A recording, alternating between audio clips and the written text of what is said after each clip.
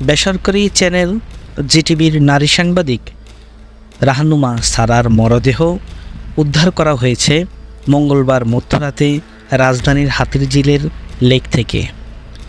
রহস্যে ঘেরা এই নারী সাংবাদিকের মৃত্যুর কয়েক ঘন্টা আগে সামাজিক যোগাযোগ মাধ্যম ফেসবুকে স্ট্যাটাসে আত্মহত্যার কথা লিখেছেন তিনি।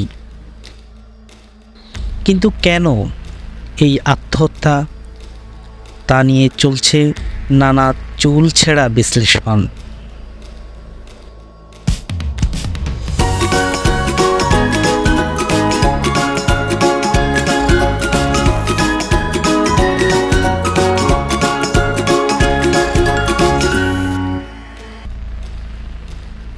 রাহানুমা ফেসবুক প্রোফাইল খুলে দেখা যায়, মৃত্যুর 11 ঘন্টা আগে ঢাকা বিশ্ববিদ্যালয়ের রাজু ভাস্কর্যের তোলা ছবি শেয়ার দিয়েছেন তিনি। আত্মহত্যার আগে তিনি তার ফেসবুক প্রোফাইলে বন্ধু ফাহিম ফয়সাল ও তার স্বপ্নের কথাগুলো তুলে ধরেছেন।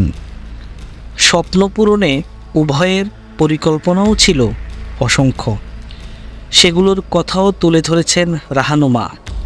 কিন্তু স্বপ্নগুলো পূরণ হয়নি কী কারণে, তা উল্লেখ করেননি এই নারী সাংবাদিক। বন্ধুর প্রশংসা করতে গিয়ে উদ্দেশ্য করে লেখেন, তোমার মতো বন্ধু থাকা অসাধারণ ব্যাপার, যা সবার ভাগ্যে জোটে না। আমাদের অনেক স্বপ্ন ছিল, কিন্তু এই স্বপ্নগুলো আমরা পূরণ করতে পারিনি।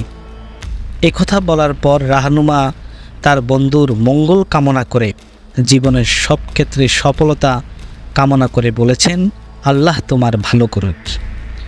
12 ঘন্টা পর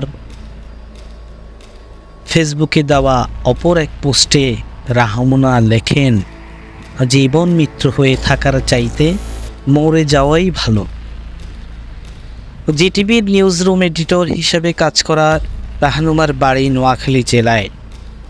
তিনি রাজধানীর হলিক্রস কলেজ থেকে উচ্চ বিদ্যালয় সম্পন্ন করার পর বেসরকারি শান্তা মারিয়াম ইউনিভার্সিটি থেকে স্নাতক ও ঢাকা বিশ্ববিদ্যালয় থেকে স্নাতকোত্তর সম্পূর্ণ করেন। এরপর কর্মজীবনে কয়েকটি প্রতিষ্ঠানে কাজ করা রাহানুমা হঠাৎ ফেসবুক পোস্ট দিয়ে অজানা গন্তব্যে পাড়ি জমান।